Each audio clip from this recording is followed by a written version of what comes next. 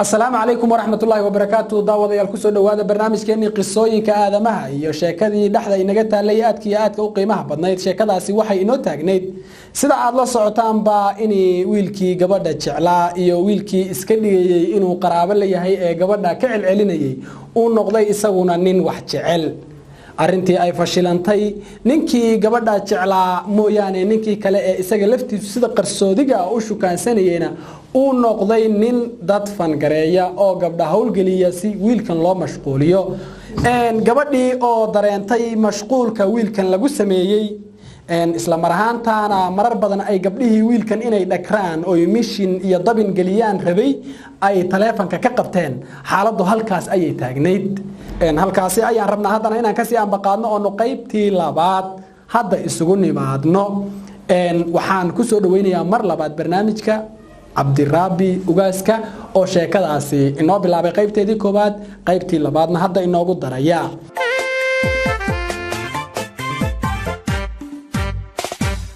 qofujee takali ku sameeye kunimo hadba ergunadiliyo ku raadiyeedo sharaftada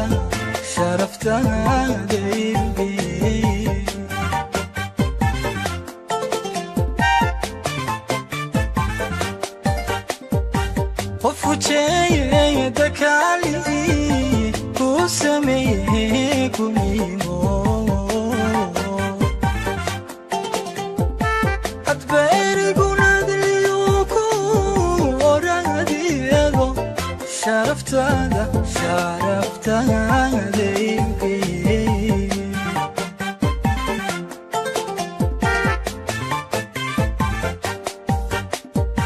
qofka balo ababula qofka amusadili halku warsi maaye qofka waxa ayaan daran tabagala qofadmiya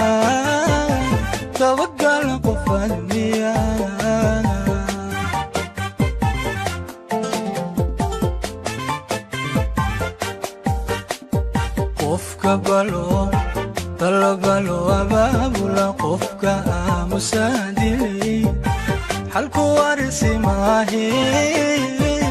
qofka waxa ayaan daran tabagala qofadmiya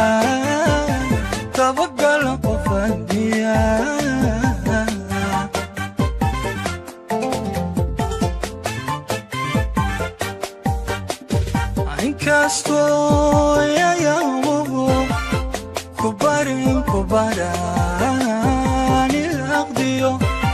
hadyadii xad gudubkii qobkaan mikugu noxo aqoontaada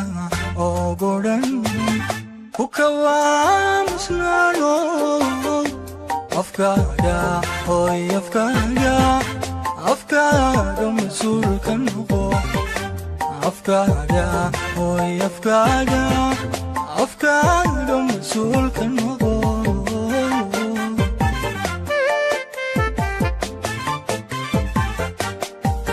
Cabdiraabi ku soo dhawo barnaamijka qisooyinka aadamaha iyo sheekadii inoo socotay ee dhaxda inaga taalay aad baan maasanta afakaado horta barnaamijku waan ku dhawahay sheekadii shalay horta meel xasaas macaan ee noogu dhamaatay haddana waxay ka bilaabanaysaa wiilkii oo adeerka gabadha adeerka ay ahaayeen uu noqday nin gabadhi jecel gabadha ninkii ay qaraabada ahaayeen ee wiilkan ku dhahayay gabadhan qaraabaan nahay ee maxaad ka rabtaa oo noqday nin gabadha jecel oo isaga laftiisu dan gaara wato wuxuuna ahay mid familiga ay soo balangareeyeen ay soo hagaajiyeen oo arintu isagaba kuma koobnayna waxay noqotay arin reerka iyo kor laga ogyahay maadaama gabadhii ay baxayso in wiilkan lagu daro buufiskiina wiilka sida uu ku baxo kadib sheekada waxay noo maraysay in laba gabdhood wiilka loo diyaariyay ay u tashteen oo asiga wiilkii ilmaadeer gabadha ahaayeen wuxuu u diyaariyay hal gabar gabadhii waxay la tashtay gabar kale ay saaxiib ahaayeen وقبل waxay ku dhahday hadii aad rabtid in ayna soo xirigeliso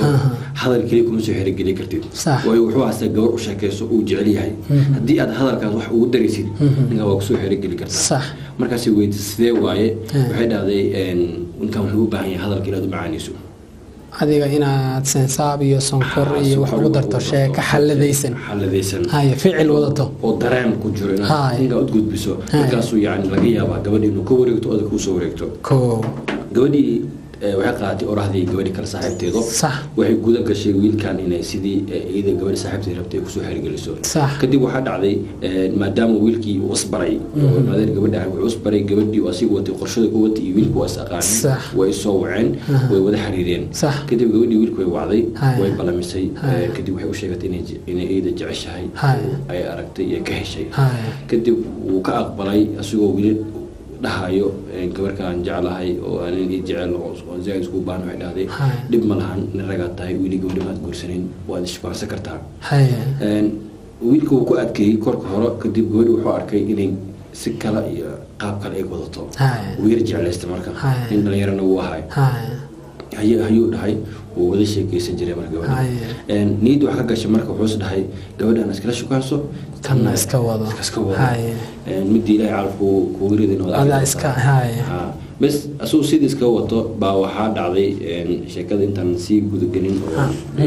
dhankeeda sii gudagelin waxa dhacday gabadhii oo saaxiibada ay ahaayeen oo isjeclaayeen inay kolka horaan waa tii ku dhacday inay soo wacday way ka qabatay gabadhii kale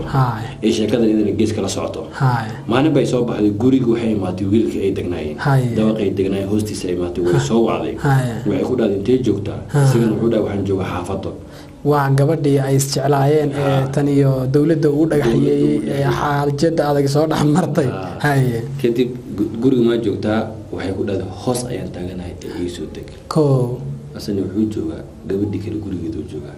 tii dambe ee farsameynaysa ee looba soo diray in isaga jeedisay la rabay gurigeedu joogaa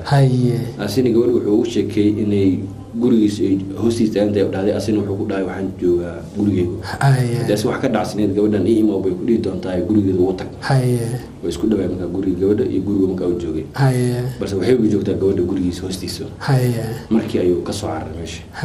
oo gabadhu wuxuu ku dhahay waan soo noqonayaa waxay isug gabadhan kale ee guriga hoos taagan wuxuu ku yiri waan ku soo dagayaa oo marka wuxuu u sheekay guriga inuu joogo meeshii uu ka soo cararay oo soo amba qaaday ilaa wuxuu imaaday gabadhii meesha hoos taagan gabadhii meesha ka fiirisay oo irinta ka soo bixi doona intuu ka imaaday way yaabtay laakiin dhidida ka socday waan daalan oo soo orday maxaa ka qalday dhahday ma guriga dabaqiisa ma intuu guriga intuu yahay intuu yahay wax de soo ordayna wada egtahay soo imaadin Quraan fuulaa wuxuu markaas keenay inuu yaani gabadha sirsiir u dhaho ay dirtay waxa ka cabsoonay ilaahu kale uu keenay ilaahu iyo meel iskaga wuxuu dhaxdaad way soo waday meel bay fiisay markaas way ku dhahday wax baa ka qaldan sida aan rabay ma tihid waxaad ku fiicneed inaad qaxootiga joogtay magaalada ma ka dartay ما قعدتي كو علنا أما قعدتي كو علنا ما هي محقق تنويري دي وحوي ما كان قدنا رنت إيش كده وحي قدنا إيش حوم الجيران اسم مرميريو كاني وحي ده واحد كستبو وانا صعدا ماشي حد كلمة تاني وانا وحي markaasa intee ka imaado waay saas baa jirto meeshaana ka imaado waay wiilku wuxuu ogaaday inuu loogu soo galay oo sheekada loola socdo may u sheegtay inay gabdhihii qaa'imiinta ay ka qabteen telefoonka u sheegin taa waxay u sheegtay waxay sidaad ama imaataa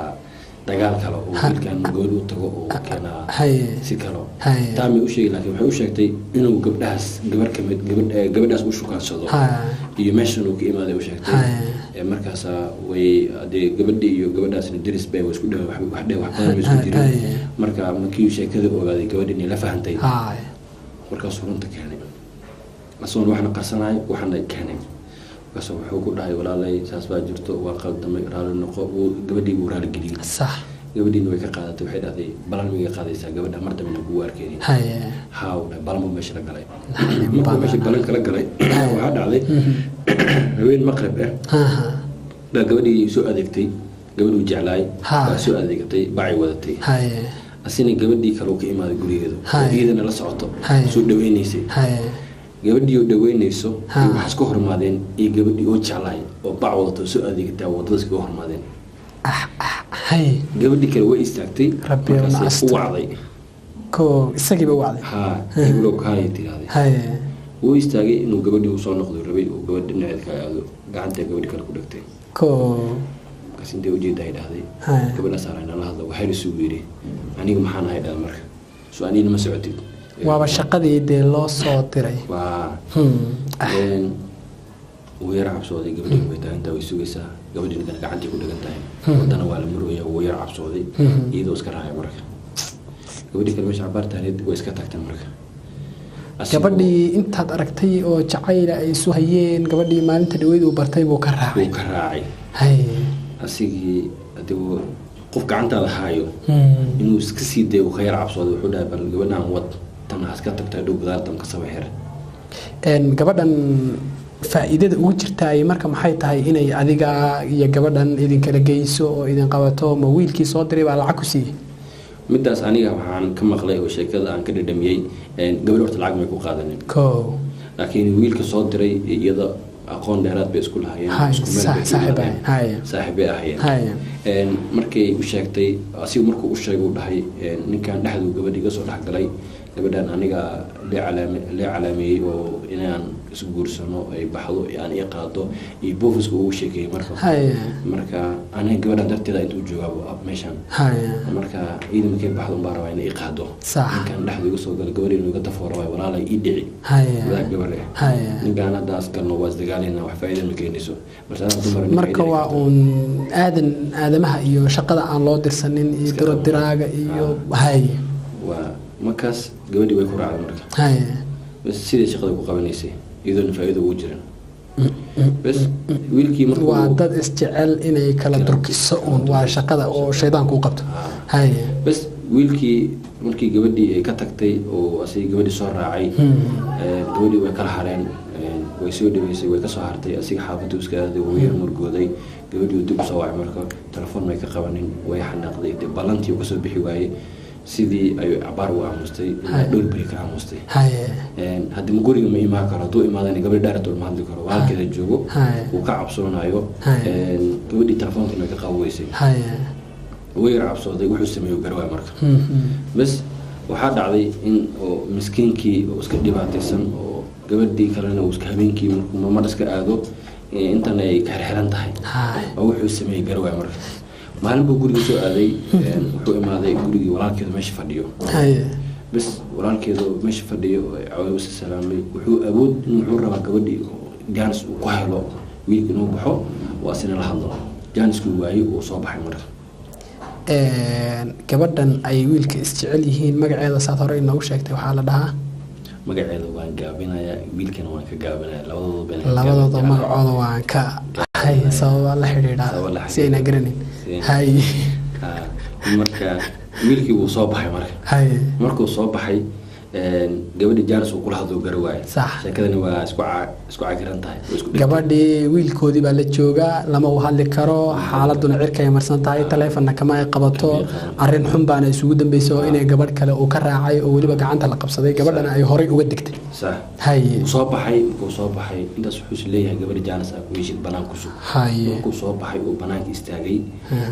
buu wuxuu is dhahay bal niyo xal inaad keento waa gabadhaad ku hesho oo runta u sheegtaa bas sheekadii si uu sameeyo garwaay wuu iska tegay marka asoo markaas abaaray guriga gabadhii kale oo ka dheereen buu tegay marka tii uuna ogeyna dabinka u qodaysay gurigeedii buu aaday wuu iska fadhiistay marka meeshuu iska fadhiistay gabadhii oo maatay way u sheekaysay markaas maxaa kugu dhacay maanta waa murugsan tahay wuxuu dhahay walaalay gabadhii aad igu dirtay maad igala hadashid adaa gabadhe oo ani maxaa ahay aniga lafteed ma shukansatid oo anigu imi shukansatid gabadha baa iska dhaaftid way waa su'aal ah ma shukansatid iyadoo kale iyadoo shukaansi diyaar may u tahay markaas kale waa iyada wiilku waxay tusiis waa shukaansi iyo jacayl asina daacad inay ka tahay u maleeyaa balse waxaa ku xoog badan jecelkii hore oo soo hayay gabadhu soo hayay kaasa jirkiisa ku dhaqmay haye balse gabadhan waxyaabo ay tustay iyo wax ku soo xirigelisay ma diidin uu soo dhaweeyay haye wiilina waxa ku xoog badan kaas gabadhu markuu leeyahay walaalay gabadhaada gabar iga la hadal yani dheh waa wiilkaas saaxiibaan ana iga meel iga jeedi aad iyo aad waxay dhahday ani maxaan nahay aan ma shukaansatin sax maxay dhahday dhib ma leh aday gabadha tahay waa hadal ka dambeeya oorkii afkan is ogeyn haye gabadha waxay dhahday wuxuu ku dhahay ani maxaan ahay gabar soo mihi markaas waxay ku tiraada wuxuu ku dhahay marka aday dhib ma leh iskala hadal dhawaana waa socon karnaa waa sheekaysan karnaa sax wareey dhageysi dhahday marka waad qaldan tahay dhahday haye gurigan iga bax way ku xanaaqday marka ko markaas sheekadii runta ahayd bay markaa u sheegtay rabtaa marka wiilkaana sida ay kala faatiraysan maadaama sheekada danteeda ay gabadha ay gaartay gabadhii waxay awaatay inay isku dhaceen ayna soo noqon karin bas waxay asiga markaas wuxuu ku leeyahay gabadhiisu ii waa marka ay diiday oo hadal kale ku dhahay marka wuxuu dhahay saa hadii tahay dhib ma laha dhahay marka ana u tagani awal markaas runta u sheegtay waxay dhahday kaala soo fidisay dhahday dhigeysay dhahday ani wax jecel ah ku mahayn dhahday ko runta caadiga aan ku sheegan danta ugu qasbaysay dhahday ko bas markii dhahday wax jecel ku mahaynin ee haddana idhaafay dhahday iga tag ko oo maxaa jiru walaalay haye waxay dhahday ani jecel ku mahaynin dangooniya wata dinteena ma gaar iska baxay dhahday haykii uu soo dagooday asoo yaaban oo maqluusan oo meel wax ka bilaabo rabo wuxuu ku soo noqday gurigii gabadhii inuu runta u sheego rabo gabadhan markama waxay ugu joojisay dan gaara ayaan lahaa dantiina waan gaadhay mise way u sii fasirtay asigu uu fahmay maxaa uu dhahay waxay dhahday danteeda waan gaaray iska bax marka asiga danta waxa ku qasbayso gabadha diin gurigeeda leeda uu joogo ma lama dagaali karo ko lama murmi karo dad baa guri joogo asaa ee loo qabsanayo oo guri ka carar maxaa soo doontay gabadha waa loo jiino shukaansan oo guri soo galay bas de wuxuu sadaa iska bax iska tag gabadha danta ay ka leedahay wuxuu sameeyay ku soo dagooday marka asuu marka soo aaday guriga kale gabadha uu ka imaaday ku noqdane labada guri u dhaxaya marka labada guri u dhaxaya marka uu soo dagooday wuxuu imaaday guriga gabadhi kale oo markaas walaalkeedu wili bixin oo joogo oo soo galooday hay soo dhawaad la soo fadhiistay way si salaameen mar labaad hay meelana joogto wiilka dhahay maadan kama dhan soo noqdo lahaadana sidoo fadhiistay gabadhi marka uu baaqaya si silent ama uu baaqaya way ka diiday way baaqay jikada iska aaday markii jikada aaday buu soo baxay marka jikada markaas jikada guri ka soo baxday jikada meel geenu guri dhinaciisu ku yaala irid laga dhaxbaxayo uu soo raacay inuu gabadha xusdahay bal meelahan istaagdo la jikada markay gashan goonida u baxay bas gabadha way fahamtay ninkan inuu hadal u baahan yahay uu la hadlo way u maatay marka walaalkeeda idin markaas ka soo leeyahay waxay dhahday walaalo beentada way badatay balantina ka soo bixi weysay adina waa ka shikisanay ko oo maxay iga shikisan tahay maxay kiri kama shikisan balad isticmaashan ka shikisan tahay ko inta waa maxay shirkadan waa bisi dheeraad u dhaamay saas waaye haddana walaaltinimo ka badan aan isku imaanin walaalkeyga tahay familigeeni wanaag bay isku falaan dad u ahaanaan qaraabo aan wanaaga ku kala joogno ko garanti xumaanin ninka markuu arkay inay gabadha cadcadahay meel taagan tahay iskaga tagay marka ko asoo naxsan oo yaaban bas markuu naxay uu soo baxay wuxuu aaday gurigiisii asoo yaaban oo wuxuu sameeyay garala kadib maalin dambe uu imaaday guriga marka guriga ma joogi karo ma guriga gabadhan mise tii oo qaaymi jirtay qaaymadii waa ka lamaadeen markay ka lamaadeen gurigu imaaday asoo isleeyahay arinta marba isbedesho yani qof bilaadiga rajada kama qoosanayo wuu imaaday guriga markuu soo galay uu soo fadhiistay wiilkii joogay marka bas waxa loo sheegi doonaa marka inay ciidan bixi doonaan usbuuca dhexdiiso yaa u sheegay waxa u sheegi doonto aan ka dhaxgalo gabadhii u sheegi doonto oo aan hilmaamay gabadhii oo khaaimad kala dhex jirtay hay ba sheekada waan ka hilmaamay aan dib ugu noqotaas gabadhii markuu u tagay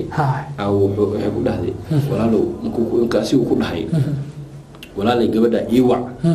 asbaada gabadhaas qof ka tagays waaye ma iska dhaartay dhahday anaa joogay ko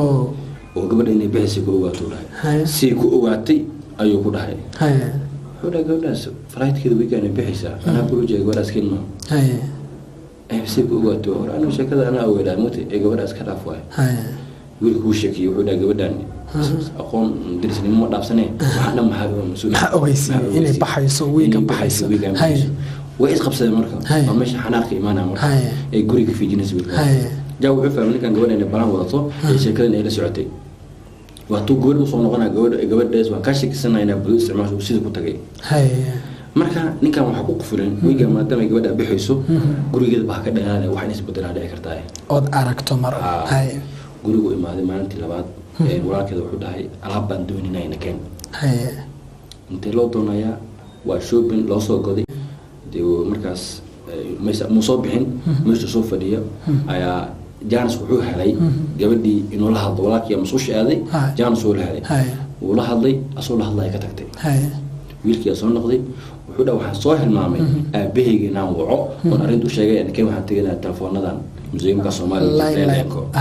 leelanko imaaday museumka markuu wuxuu wiilku sheegay aabo gabdhihii gabadhu way bixaysaa in arintu waa soo dhimay shopping oo soo gaday gabadhu waa diyaar ma guda galna meherkeedii oo lagu meherinayo wiilkii madeerka ahayn isaga iyo wiilkan kala dilay gabadha soo adeegsanay اوكي ديار واي اسبوع ما دام بحسه مال فلان قبل اهل مهلي واي هذا كنا انا لهضله وانا سوقينا سيدو صوتي جاء عنق وحو مقلي قبل انه مال فلان مهلناي وركا علايس كلا عنق وارسي فوله وقنحي ويلكي سو راعين ودد markay marayaan buu xariga goosti wiilki isxaji waa kula hadlaa rawaay ma wada hadalno waxaad kartaa wali meel filiisto yiri marka kama meel aan ka dheereen oo marka fadhiyay filiisteen arintii ku soo bilaabay jecelkiisi qaxootiga ilaa meel kasta xariyada dawladda intii gabadha gaars lagu xidhay oo xeradii qaxootiga ay dhagax tuuray geedku fuuli jiray dhaawac ku yahay markaas wiilku yaabay wuxuu ugu sheekay in wiilka in maadeerkiin oo waxaan dhanka dambeeyay oo saayeelay oo u maleey jiray inuu maadeernimo gabadha ugu celina oo uu celi jirnay inuu gabadhan jecel yahay markaas wuxuu u sheegay wuxuu dhaw walaalo si jeceshaan ku sameeyaa wuxuu dhahay wiilka in maadeerkiin u tagayna waxaan u sheegaynaa inuu qaldan yahay haduu qaltiisa qirto waa taas haduu qiri waayo adaa qaldanay gabadhan iska dhaaf wuxuu dhahay nin dambi gal ma qirinaayo gabdhihi aan u tagno gabdhihi loo tagay waa gabadhii kale markaas magac gabadhii oo wiilka qandaraaska ku qaadatay inay kala kaxayso isagii markii loo tagay wuxuu ku dhahay walaalay ninkan ma dambi ka gasheen adii iyo hebel ma u tashatano saan sameysay ninkan oo aqaanay hadda ay warayso waa dhagarta dumarka yadii garneen mayo wuxuu gabadha kan karsan tahay xoogna kuuma ku sanka ma geli karee nabad بس سويابن باو دحي مو تقنا gabadhii ay isticmaalayeen gabadhii ma wiilkii uu tagnaa oo maalka ahay ma iska dhaafo dhahay nin dhibka ka dambeeyay ma qiranayay iska dhaafo dhahay adan iska dulqaado ay gabadhan iska hilmaam ninka maadaama gabadh uu dara sheekana ay soo socotay wiilkan uu labadii familna ay og yihiin waxaan famil ay tahay iska dhaafo waay wiilkii asoo marka absan oo sheekadii arkay inay xirxiran tahay hayuu marka dhan walba uu ka dulmay dabinkan si toos u galay sidoo ku tagay marka waxa ka harta hal maalin gabadhii la meeriyo waxa dhacday ilaahay wuxuu u badbaadin doonaa gabadhii oo sheekada dhan gabadha la tashatay waxa isu kaansadaan wiilka kale ay walaalka yihiin aan ku faansiyo wiilka walaalka ay gabadhii yihiin waxa isu kaansaday gabadhii wiilkan ay gabadha walaalaha yihiin ee hawsha intuu guda galay gabadhii kale ee wax qaaimaysay soo wareystay ee ku yiri wiilkaas macdii hebel baa u tashaday gabadha uu shukaansado waa gabadha balaynka u dajisay gabadhan dhagarta samaysay hal maalin bay u tagtay waa tii ku dheysay ninkan afkali wax ma taraay wax ugu dar gabadhii dheysay waxa isu kaansado gabadha oo wiilkan jecel yahay walaalkeed oo raba inay guursadaan way soo wacday waxay ku dhahday walaalow maadaama walaashaadana la aroosayo anina guurkayga raacis maadaama walaashaa bari la meherinayo anigana guurkaygii ku raacis wuxuu dhahay saas ma aha walaasheeda markay baxdo ay hooyadeeda isoo dacwooto aadana ku guursan sidoo in adeerka ku sameeyay wiil hebel ma uu sameertaa waani sidoo in adeerka ku sameeyay miskiinkii hebel ah haye ma uu sameertaa haye sheekada meeshaas ay kam wiil ka fahmay wiilkii marka soo sidee la sameeyay waa gabadh waxay ku dhaasomay aroos maya wiil hebel sidee lagu sameeyaa meesha taala wiil hebel sidee lagu sameeyaa taalo haye sheekadii uu sheegtay runta marka dhagartii gabadhan in hawsaala wixii gabadhii dafiraysay wixii gabadhan ayna ogeyn wixii wiilku ogeyn oo deedal keen dibada haye sheekadii way banaanka soo baxday haye wiilkii waa marka haye oo dibanaha ay miskiinka ah iyo wacay gabadha walaalkeeda ee kolka hore wax la waday ee ku yiri hadii ay waxan runka tahayna gabadhaas waxbaan kaala qaban hadii ay ka tahay beena uu gardarada iga daa haye kaali u dhahay haye arinta ay runta waa ogaada yiri haye maadaama ay run tahay wixina waa family hadii aan maanta dhaho arooska biri dhacay aan joojino family kala tagaayo haye maanta laba nin oo maadeere wax isku darsadeen hadii dhexdooda wax la keeno hadii waa wax ka xumo laha haye family kala tagaayo haye gabadhina darunta loo sheego way xumaani haye maxaa jeceshaan ku sameeyo walaalo gabadha iska cafisid wiilkana iska cafis ma jeclaalahay haye asigu wuxuu dhaanay waan cafin gabadho laakiin walaashaada inaan nin wanaagsan ahay oo jecelkii dhabigahay inay ogaataa rabaa oo la iqaaimayo wax dhandab la dhigo waan dhigin ogaataa rabaa haye hadii gabadho ogaataa waan iska cafinayo meesha isku cafino kala tagno haye inta kali marta gabadhiya loo imaado marka haye guriga waxa u maana marka wiilkii jeclaa iyo walaalkeed arinta loo sheegay haye gabadhi meeshii ku weysay haye waxay dhahday walaalo hada ay walaalkii tahay ninkaas iga dhaafay ninkan hadii u dar sax walaalkii wuxuu dhahay arinta waa arin family haye lagu ma degday karo arooskin biru dhacaya ee waxaan sameeyna ma lahan haye sida markeeta waxay dhahay hamar abay ma hadli karaa haye free oo tahay musiga abay wacday iyadoo markaas ka muruga muuqato haye musiga diwaad waa taqaana xilkiisku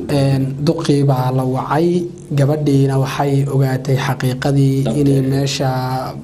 makri iyo dhagar ay ka jirtay qoladii oo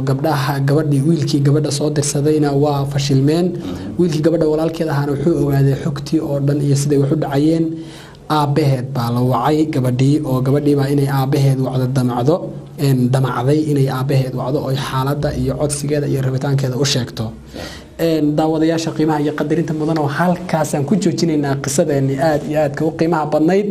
gabadha oo aabaheed wacday iyo waxay la kala kulmeen iyo sheekadu waxay ku dhammaan doontana qaybta 3aad ayaan ku daawan doonaa iyo isla Cabdiraabi Ugaaska aad iyo aad baan uga mahadcelinaya sida qiimaha iyo qadarinta mudan ee uu sheekadan inoogu qaada dhigayo xusuus iyo qiiro iyo naxdin iyo culays iyo murugo waxyaabo fara badan bay sheekadani wadataa intii aan wareysanayay marar fara badan baa waxaan u yar adkaysan kari waayay in aan ka warguro si kastoy tahayba sheekadan waan dhammaynaynaa laakiin waxaan weydiinayaa Cabdiraabi Ugaaska laba su'aalood su'aasha aan ku weydiinaya waxay tahay Cabdiraabi sheekadani ma qoran tahay sheekadan horta wiilkii saaxiibkayga uu qoray haye markuu qoray iyadoo dhameystirnay buu wuxuu qoray ilaa inta ay ku gaarsiisan tahay gabadha dhibkii rafaadkii uu qoray waagay wada joogeen buu qoray haye ilaa wuxuu gaarsiiyay gabadha bixitaankeeda uu ku daray haye wixii ka dambeeyay markuu dhameystirin asoo rabo inuu dhameystiro ayaa gabadhii u sheegay wuxuu dhahay way qoran tahay sheekadeena waan qornay maadaama aad bixiso iyadoo sheekada markaas uu musiibo qabiya tahay haye waxay dhahay maari karaa buugo haye ها وداي هبين بوكاني قبل ويا خرست بوكا مرة هاي وفيرسي وعجب جلسة ما حد هذي ما شاء الله سفي عنا أخرته هاي وكسوق هذي وكان جريسي هاي دي بيوصوا على واحد هذي كذي وحرام مرات أنا أكون هذي ما كنتي هاي وأنا مقنع يقولي كدون دوري هستي كجرتا هاي وكدون أنت ويسوا بحثتي مرك إيده هايسو بقولك وهي المامي جودي على تكتي أي لا دوش حق يميل كذا أوكي waxa kale oo aan Cabdiraabi ku weydiinaya ma qoraalkan ba kugu dambeeyay mise hadda waa qoraal aan heli karo qoraalka hadda ay qoran tahay waxaan jeclaystay aniga ahaanteed maadaama sheekada xogteedan hayo inaan dib u qoro wiil qoraalka inaan ku joojiyo maaha waxaan jeclaystay inaan film ka dhigo oo riwaayad aad ka sameeyo maadaama ay hadalka kaliya Soomaalida ay ka qanac badan tahay in wax muuqaal la tusiyo marka waxaan jeclaystay riwaayad ahaan inaan keeno hadduu Ilaahay idmo aad iyo aad ayaad u mahadsantahay Cabdirabbi barnaamijkeeni daawadayaal intaas ayaan ku soo afmeeraynaa tan iyo kulantadeena dambe iyo qaybta saddexaad ee sheekadan ee qisooyinka aadamahana nabadgelyo ayaan idinkaga tegaynaa iyo amaana Allah